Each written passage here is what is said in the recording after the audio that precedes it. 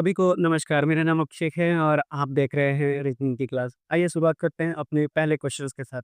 कहता है कि उर्दू, संस्कृत, हिस्ट्री, फिजिक्स और इकोनॉमिक्स को फिजिक्स, हिस्ट्री, उर्दू, इकोनॉमिक्स और संस्कृत कहा गया है। तो अब पूछा गया है आपसे कि न्यूटन ने किस सब्जेक्ट को स्टडी किया था? तो आप देखिए ये हो गया पहला, ये हो गया दूसरा, ये हो गया तीसरा और ये हो गया चौथा। यानी फिजिक्स ही न्यूटन ने स्टडी किया था। अब उसकी जगह पर क्या कह रहा है? पहला, ये हो गया दूसरा, ये हो गया तीसरा और ये हो गया चौथा, यानी इकोनॉमिक्स है फिजिक्स के लिए। तो यानी इस सवाल का सही उत्तर हो जाएगा ऑप्शन नंबर डी इकोनॉमिक्स। आइए बढ़ते हैं अगले सवाल पर। दिखने में ये जो सवाल जितना पड़ा है उतना कठिन तो नहीं है, पर एग्ज़ाम में आपसे गलती होने के चांसेस 100% होते हैं। आपको देखिए यहाँ पर 3 कंडीशन दिया हुआ है। आप देखिए बोलता है कि पहला पहला देखते हैं, the first element is an odd number. क्या ऑड नंबर है क्या? नहीं है। पहला तो कैंसल हो गया। अब तीसरा पढ़ते हैं, अगर थर्ड एलिमेंट एक नंबर है क्या? नहीं है, यानी ये भी कैंसल हो गया। अब दूसरा पढ़ते हैं, अगर सेकंड एलिमेंट सिंबल है, सिंबल है। दूसरा उसके बाद बोलता है फर्स्ट एलिमेंट इवन नंबर है, तो यानी कि यही कंडीशन सैटिस्फाई कर रहा है। तो बोलता है कि अगर मेरा पहला जो एलिमेंट है अगर वो इवन नंबर है और जो दूसरा है वो सिंबल है, तो जो कोड होगा इन दोनों के लिए उसको इंटरचेंज करना है। यानी कि जो सेकंड है और जो फिफ्थ एलिमेंट है उसका इंटरचेंज करना है। तो लिख लीजिए अलग से ताकि गलती होने के चांसेस कम हो जाए। 6 हैश परसेंटेज 3 8 5 हैश और 4, तो ये हो गया 1 2 3 4 5 6 7 8। इस तरह से लिखेंगे तो गलती होने की गुंजाइश कम हो जाएगी। तो अब देखिए 6 के लिए क्या कोड दिया हुआ है आपके पास? आर दिया हुआ है। उसी तरह से हैश के लिए आपके पास क्या दिया हुआ है? पी दिया हुआ है। परसेंटेज के लिए आपके पास के दिया हुआ है। 3 के लिए आपके पास डब्ल्यू दिया हुआ है और 8 के लिए आपके पास डी दिया हुआ है। 6 के लिए आपके पास 5 के लिए आपके पास जी दिया हुआ है। फिर से हैश के लिए पी दिया हुआ है और 4 के लिए आपके पास यू दिया हुआ है। तो लेकिन आपको क्या बोला है कि दूसरा और पाँचवाँ एलिमेंट को इंटरचेंज करना है। तो ये वाला और ये वाला को इंटरचेंज करना है, तो कितना हो जाएगा? आर, बी, के, डब्ल्यू, पी-जी-पी-यू। अब मिला लीजिए कि इस हिसाब से कौन-सा आपका ऑप्शन हो जाएगा। तो इस हिसाब से आपका ऑप्शन नंबर सी सही जवाब हो जाएगा। तो देखिए थोड़ा-सा ये टिपिकल क्वेश्चंस टाइप का है, लेंथी टाइप का है, तो एग्ज़ाम में आपसे गलती ना हो, इसलिए ऐसी ही बातों का ध्यान रखिएगा। चलिए देखते हैं अगले सवाल को। अगला सवाल आपके आरआरबी ग्रुप डी में भी पूछा गया है। बोल फिर से वही कंडीशन दी हुई है सारी की सारी। अब मिलाते हैं कि कंडीशन क्या है। तो मेरे पास क्या-क्या दिया हुआ है? मेरे पास हैश दिया हुआ है, 7 है, एंड है, 6 है और इसके आगे प्लस दिया हुआ है। तो मेरे पास 1, 2, 3, 4, 5 एलिमेंट दिया हुआ है। अब पढ़ते हैं कि क्या सैटिस्फाई कर रहा है। तो पहला को पढ़ते हैं कि अगर पहला एलिमेंट सिंबल है और लास्ट नंबर है, तो यही सैटिस्फाई कर गया, आगे देखने की ज़रूरत ही नहीं है। अब फटाफट लिख लेते हैं, तो प्लस के लिए आपके पास आर दिया हुआ है, हैश के लिए आपके पास डी दिया हुआ है, वहीं 7 के लिए आपके पास पी दिया हुआ है, एंड के लिए आपके पास दिया हुआ है एल और 6 के लिए आपके पास दिया हुआ है एस। तो अब आप देखिए क्या बोलते हैं कि जो कोड होगा, जो पहला और लास्ट एलिमेंट होगा उसको इंटरचेंज करना है। तो यहाँ आ जाएगा एस, यहाँ आ जाएगा डी, यहाँ आ जाएगा पी, यहाँ आ जाएगा एल और पहला आ जाएगा आर। तो S D P L R, S D P L R, L नहीं है शायद, एंड की जगह शायद ई है क्या? एंड की जगह ई है, ठीक है, एंड की जगह ई लगा लीजिए तो ई आर हो जाएगा।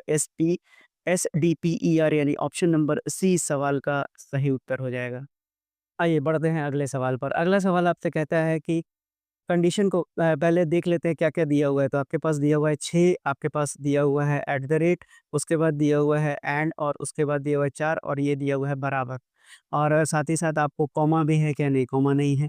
चलिए तो अब आपको इसी को कोड करके बताना है। तो आपके पास 1, 2, 3, 4, 5 एलिमेंट दिया हुआ है। कंडीशन पढ़ते हैं। पहला एलिमेंट सिंबल गलत हो गया, ये कंडीशन सैटिस्फाई नहीं किया। पहला एलिमेंट नंबर है और that is completely divisible by 3 हो गया, दूसरा ही, तीसरा चेक करने की ज़रूरत नहीं है। तो अब हमको क्या बोला है कि ऐसे केस में आपको कि that is completely divisible by 3, यानी जो पहला एलिमेंट है उसको कोड करना है इस तरह से, ये जो दिया हुआ है। चलिए, तो अब 6 की जगह कितना दिया हुआ है आपके पास? तो 6 की जगह एक्स है, एट द रेट की जगह पी दिया हुआ है और एंड की जगह आपके पास एस दिया हुआ है, 4 की जगह आपके पास जी दिया हुआ है और बराबर की जगह आपके पास आर दिया हुआ है। तो ठीक है, अब मुझे पहले वाले को ही तो कोड किस तरह से करना है, जो ये दिया हुआ है, तो पी एस जी आर। अब मिला लेते हैं कि कौन-सा ऑप्शन बैठ रहा है। तो ऑप्शन नंबर बी इस सवाल का सही उत्तर हो जाएगा। तो देखिए, आपको ऐसे क्वेश्चन अब समझ में आ गया होगा कैसे डील करना है। चलिए देखते हैं अगले सवाल पर। अगला सवाल आपसे पूछा गया है कि एक ग्रुप ऑफ नंबर दिया हुआ है। अच्छा, सब कुछ वही है। पहला लिख लेते हैं कि क्या-क्या निकालना है। तो 3 निकालना है हमको एंड निकालना है, उसके बाद परसेंटेज दिया हुआ है, उसके बाद 4 दिया हुआ है और उसके बाद 6 दिया हुआ है। 1, 2, 3, 4, 5 एलिमेंट फिर से दिया हुआ है मेरे पास, पढ़ते हैं क्या है। पहला एलिमेंट अगर सिंबल है, नहीं हो सकता, ये तो कैंसल हो गया। पहला एलिमेंट ऑड नंबर है, ठीक है, आगे पढ़ते हैं। लास्ट इवन नंबर, ठीक है, सैटिस्फाई कर गया। तो पहला और लास्ट एलिमेंट को कोड करना है कॉपीराइट, ठीक है। अब देखिए 3 की जगह क्या दिया हुआ है आपके पास, तो 3 की जगह डब्ल्यू दिया हुआ है, उसी तरह से एंड की जगह पर आपके पास जी जी दिया हुआ है, परसेंटेज की जगह सी, 4 की जगह एक्स और 6 की जगह आपके पास दिया हुआ है एम। तो चलिए, अब हमको बोला है कि इन दोनों की जगह कॉपीराइट ले लेना है, तो यहाँ और यहाँ हम कॉपीराइट कर देते हैं। तो हमारे पास एक ही ऑप्शन भी है, तो आपको तो ये सवाल बनाने की ज़रूरत ही नहीं थी। ऑप्शन नंबर डी सवाल का सही उत्तर हो जाएगा। चलिए, अब इस तरह के सवाल को भी देखिए कि इस तरह के सवाल को आप कैसे बनाएँगे। देखिए न सम ऑफ नंबर का क्लस्टर दिया हुआ है, 3, 9, 5 और 7, 2, 7 दिया हुआ है और उसको क्या लिखा गया है? लिखा गया है 10, 11, 12। अब देखिए मैं कैसे समझा, यहाँ 3 डिजिट है और यहाँ भी 3 डिजिट है। अब दोनों का 2-2 पेयर बना के 6 कर दिया गया है।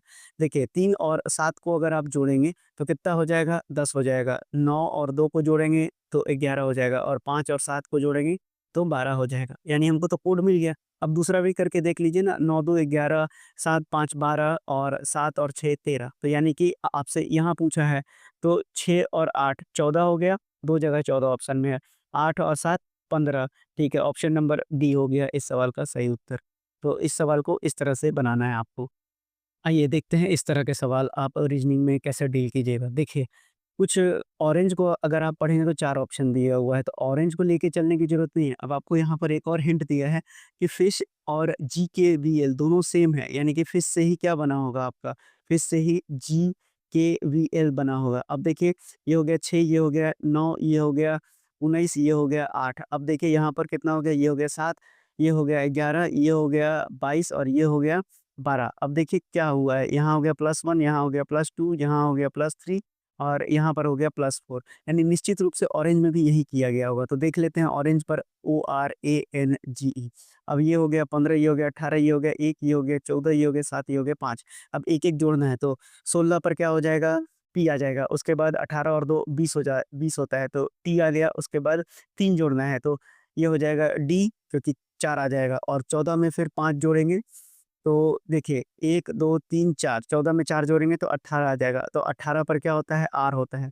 उसी तरह से फिर 5वें में 5 जोड़ेंगे तो 7 और 5 12 हो जाएगा, तो L आ गया और उसके बाद 2 दू 4 1 5 जोड़ लिया, छठा जोड़ेंगे तो 6 और 5 11 आ जाएगा, तो यानी कि K आ जाएगा। तो PTDRL देखिए कोड नंबर 4, यानी इस सवाल का सही उत्तर हो जाएगा कोड 4। थोड़ा-सा अलग टाइम का क्वेश्चन है, लेकिन अगर आप प्रैक्टिस करेंगे तो आसानी से क्वेश्चन में कर लेंगे। आइए देखते हैं, देखिए कि क्वेश्चन कैसे रिपीट होते हैं आपके एग्ज़ाम्स में। अभी मैंने जो क्वेश्चन कराया था, अलग शिफ्ट में था, लेकिन उसी को थोड़ा-सा अलग करके देखिए एग्ज़ामिनर ने क्या डाल दिया है। तो आप पढ़ते रहिए, बस आपका सिलेक्शन निश्चित हो जाएगा। देखिए बोलता है कि जो वर्ड मैंगो है, उसको 4 पोर्ट दिया गया है, ठीक है? हमने अभी आपको समझाया कि आप सबसे पहले नीचे वाले को देखिए, क्योंकि उसने बोला है कि दोनों सेम हैं। तो यही ज़ाहिर-सी बात है, ऑरेंज को एज़ PTDRL लिखा हुआ है, तो PTD RL लिया हुआ है, तो अब ऑरेंज की जगह अभी जस्ट आपने किया था, तो सेम के सेम रिज़ल्ट था। देखिए, मैं आपको दिखा देता हूँ कैसे। ये देखिए ऑरेंज को PTDRL ही लिखा हुआ था, मतलब ये निश्चित रूप से क्या है, सब में तो यहाँ पर +1 है, यहाँ पर +2 है, यहाँ पर +3 है, यहाँ पर +4 है, यहाँ पे +5 है और यहाँ पे +6 है। तो आपसे पूछा गया है कि MANGO मैंगो को कैसे आप कोड करेंगे? तो मैंगो में 1 जोड़ देंगे तो N आ जाएगा। पहले मैं लिख देता हूँ, 13, 1, 14, 7 और ये हो जाएगा 15, तो 1 जोड़ा, अब 2 जोड़ेंगे तो C आ जाएगा, 3 जोड़ेंगे तो 17 आ जाएगा, तो 17 नंबर हो जाएगा आपको Q आ जाएगा और उसके बाद 3 जोड़ा है, अब 4 जोड़ेंगे तो 11 पर आ जाएगा K और उसके बाद आपको 15 में 5 जोड़ना है, तो ये आ जाएगा 20, यानी कि T हो जाएगा। तो NCQKT, और देखिए कोड भी नहीं बदला है, कोड भी चौथा ही है, यानी ऑप्शन नंबर ए इस सवाल का सही उत्तर हो जाएगा। चलिए अगले सवाल पे बढ़ते हैं। अगला सवाल थोड़ा-सा दिमाग खर्च करने के लिए है। देखिए कैसे बनाएँगे इस सवाल को। हमारे पास क्या दिया हुआ है? हमारे पास दिया हुआ है 31 सी, 9 डी और 57। अब इसका वैल्यू कितना दिया हुआ है?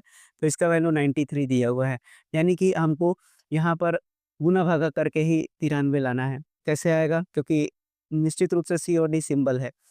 अब देखिए तो 31 और 9 को गुना करेंगे तो कितना हो जाएगा? 9 तिया 27, 9 एकम 9 और 57 से भाग लगाएँगे तो 93 आएगा नहीं।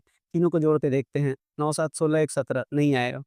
ठीक है, अब जो है अब यहाँ पर सॉरी ये 19 है, तो अब अगर मैं 19 को भागा लगाऊँ यानी 19 को गुना करूँ 31 से तो 19 एकम एक 19 और 19 तिया 57 नहीं तो भी 93 नहीं आएगा।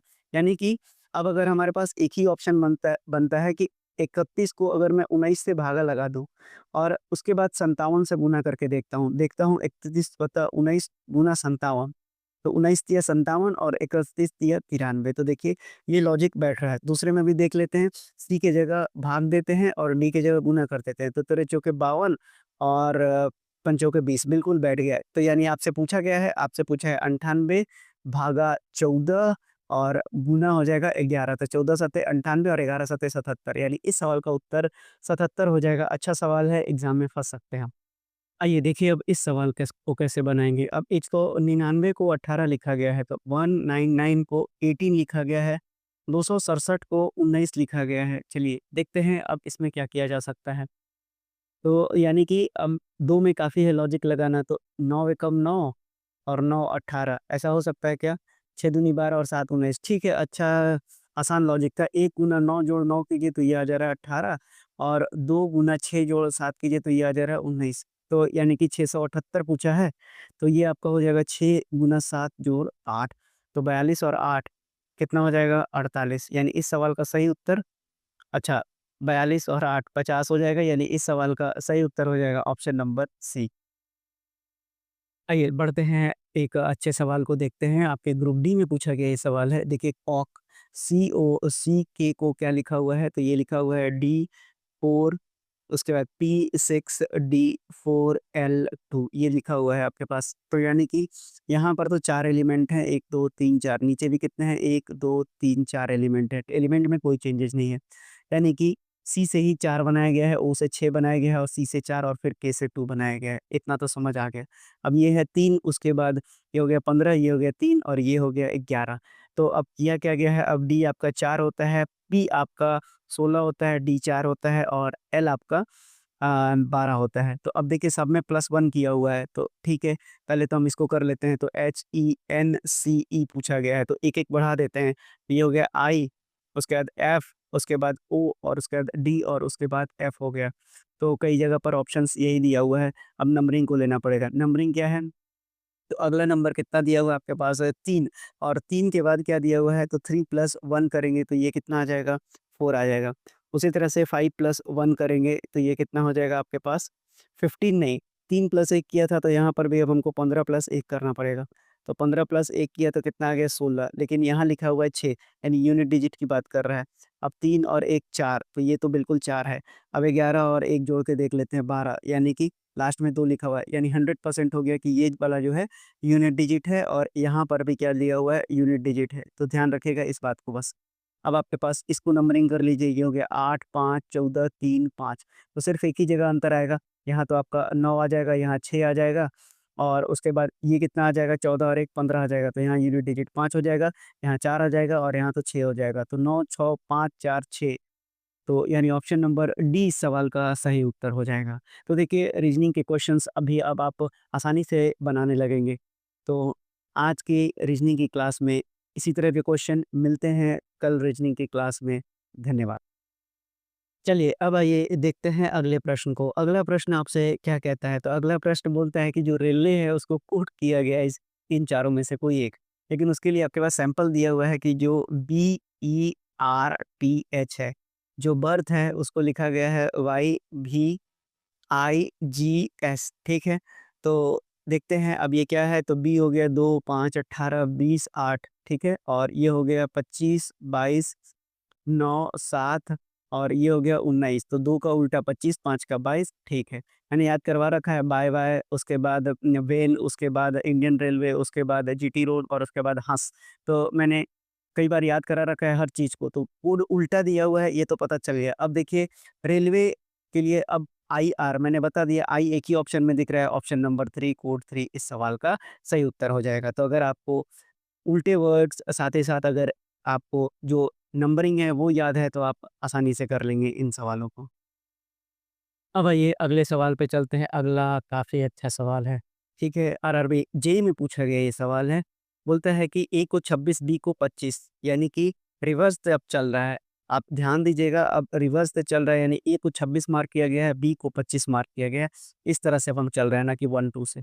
तो अब बोलता है कि इसमें से कौन-सा कंट्री का नाम रिप्रेज़ेंट कर रहा है? तो सबसे अच्छा तरीका है ऐसे क्वेश्चन्स को ऑप्शन से बनाना। चलिए ऑप्शन नंबर ए को चेक करते हैं। तो अब आपको पता होना चाहिए कि 18 पर क्या होता है? तो 18 पर आपका आई आता है, उसी तरह से 19 पर एच आता है, 22 पर आपका ई आता है, तो आईएचई आ गया। कोई कंट्री का नाम तो मेरे दिमाग में नहीं आ रहा है। दूसरा चेक करते हैं, 13 यानी कि एन हो गया, 22 यानी कि ई हो गया, 11 यानी कि पी हो गया और 26 यानी कि ए हो गया और 15 यानी कि एल हो गया। तो नेपाल बिल्कुल कंट्री का नाम है, तो ऑप्शन से चलेंगे तो जल्दी बन जाएगा। इस सवाल का उत्तर हो जाएगा ऑप्शन नंबर बी। अगर आपको रीज़निंग समझ आ रहा हो तो आप बिल्कुल मेरे साथ पढ़ सकते हैं। अभी मैं बिल्कुल बेसिक से आपको पढ़ा रहा हूँ और अगर आपको क्लासेस अच्छी लगी हों तो चैनल को लाइक और सब्सक्राइब कर सकते हैं आप। धन्यवाद।